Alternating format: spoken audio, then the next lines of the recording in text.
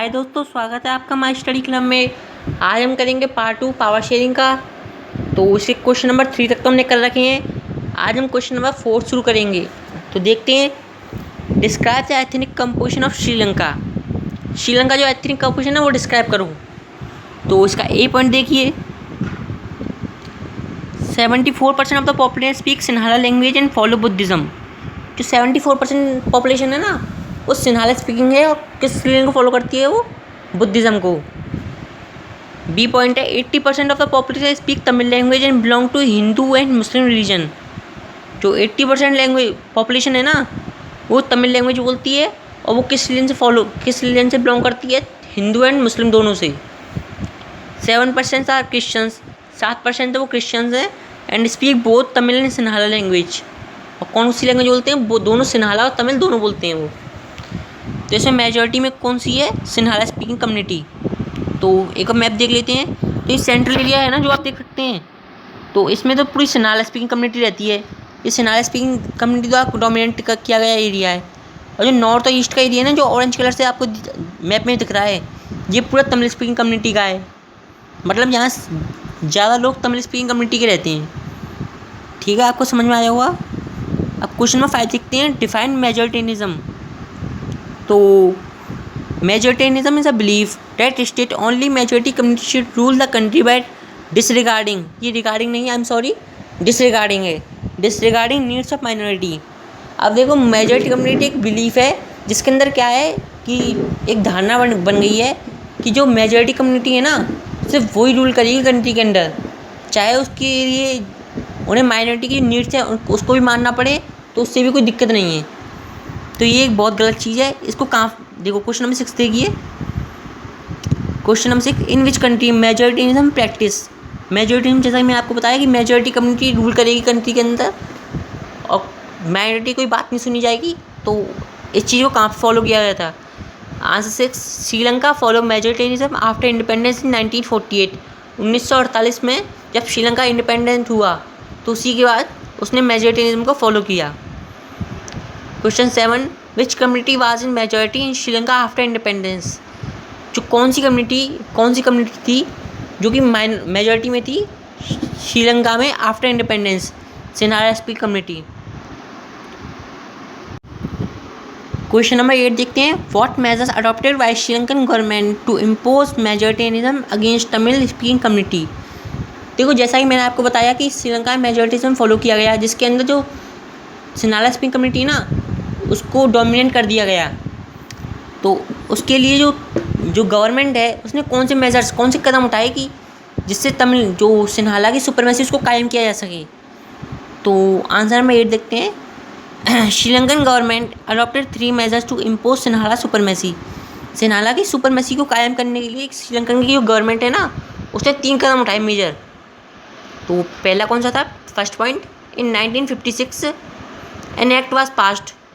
1956 में एक एक्ट पास किया गया श्रीलंका गवर्नमेंट के द्वारा। Under this act Sinhala is official language of Sri Lanka.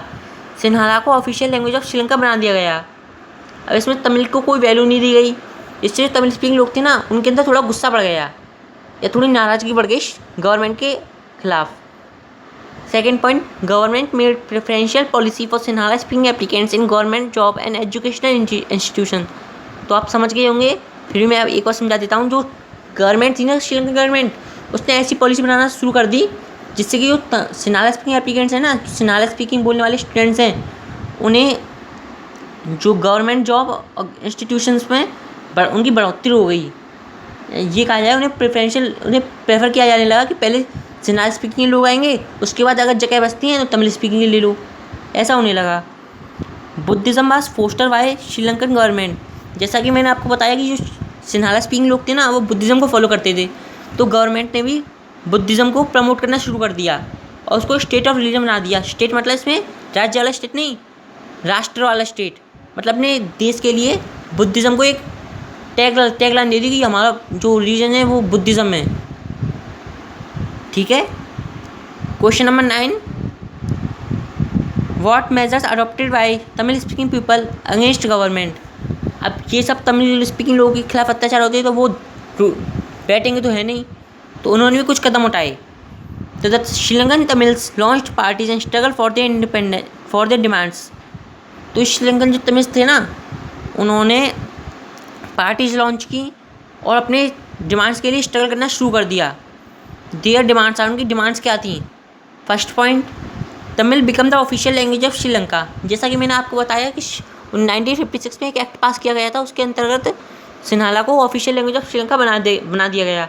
तो अब तमिल स्पीकिंग लोग चाहते थे कि तमिल को भी ऑफिशियल लैंग्वेज ऑफ श्रीलंका बनाया जाए, जिससे उसकी जो लैंग्वेज है उसकी भी थोड़ी वैल्यू हो। Second point, they demand regional autonomy. इसके लिए पहले मैप में जाना पड़ेगा। देखो, जो सेंट्रल एरिया है वो सिन्हाला स्पीकिंग कम्युनिटी के द्वारा डोमिनेट किया जाता है, जबकि ये नॉर्थ और ईस्ट का एरिया है उसमें तमिल स्पीकिंग लोग ज़्यादा रहते हैं।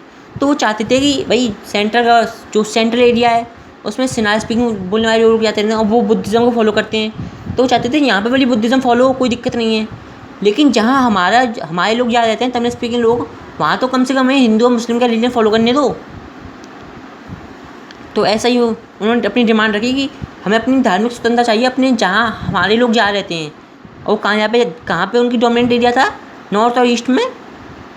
ठीक है, आपको ध्यान रखना, सेंट्रल में तो सिन्हाला स्पीकिंग लोग डोमिनेट करते थे, और नॉर्थ और ईस्ट में उसमें तमिल स्पीकिंग लोग डोमिनेंट थे।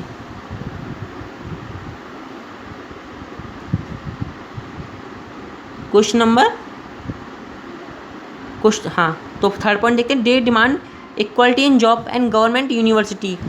अब जैसा कि हमने आपको बताया कि जो श्रीलंका गवर्नमेंट थी उसने जो सिन्हाला स्पीकिंग एप्लीकेंट थे उन्हें प्रेफर करना शुरू कर दिया। तो अब जो तमिल स्पीकिंग जो लोग थे ना, वो चाहते थे कि हमारे जो स्टूडेंट्स हैं उन्हें भी जॉब और गवर्नमेंट इंस्टीट्यूशन में इक्वलिटी मिले, उनके साथ कोई भेदभाव ना किया जाए। ठीक है, आई होप आपको समझ में आया होगा। लास्ट क्वेश्चन देखते हैं, what is the reaction of government for their demands. जो डिमांड्स तमिल स्पीकिंग लोगों ने रखी थी उसके खिलाफ गवर्नमेंट का रिएक्शन क्या था? व्हाट वाज इट रिजल्ट, उसका परिणाम क्या निकला? तो आंसर देखते हैं, their demand was repeatedly denied by government. उनकी जो डिमांड्स ना उसको लगातार डिनाई मतलब मना कर दिया गया, कि मानने से मना कर दिया गया गवर्नमेंट के द्वारा। गवर्नमेंट ने कहा हम आपकी कोई डिमांड नहीं मानेंगे। बाय 1980s 1980 के दशक में several political parties was formed. जो कई सारी जो पॉलिटिकल पार्टी बनाई गई तमिल स्पीकिंग लोगों के द्वारा, and they demanding an independence Tamil Eelam. उन्होंने क्या मांगना शुरू कर दिया? इंडिपेंडेंस। मतलब उन्हें अपना तमिल, जो ईलाम का मतलब है स्टेट मतलब राष्ट्र वाला, देश वाला स्टेट होता है वो। तो कई सारी पॉलिटिकल पार्टी लॉन्च की गई, एंड दे डिमांडिंग, उन्होंने डिमांड की एक इंडिपेंडेंस तमिल ईलाम। देखो, जैसा कि हमने देखा Tamil Eelam in north and east side of Sri Lanka. देखो, जैसा कि हमने देखा नॉर्थ और ईस्ट साइड में तमिल स्पीकिंग डोमिनेंट थे। तो जो पार्टीज लॉन्च की गई थी ना तमिल स्पीकिंग लोगों के द्वारा, अब वो चाहती थी भाई तुम्हें मैं कुछ नहीं देना तो मत दो, लेकिन ईस्ट और नॉर्थ में हमारी जो मेजॉरिटी है ना, तो वहाँ पे मैं एक नया देश बना के दे दूँ। अब श्रीलंका खुद ही इतना छोटा देश है, अगर उसके भी टुकड़े हो जाएंगे तो कितना बड़ा बचेगा। तो गवर्नमेंट ने बिल्कुल मना कर दी इस चीज़ की।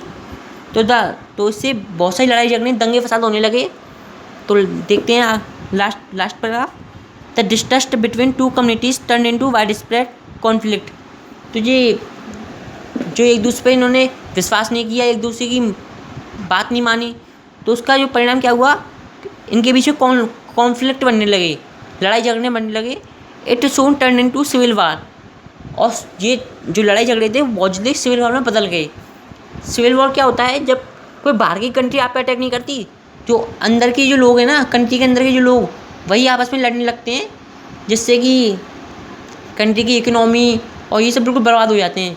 आप चैप्टर 1 इकोनॉमिक के डेवलपमेंट उसमें पढ़ेंगे कि श्रीलंका की जो इकोनॉमी थी ना, वो बहुत अच्छी तरह राइज हो रही थी, लेकिन इस सिविल वॉर के बाद उनकी इकोनॉमी बहुत बुरी तरह डूबी।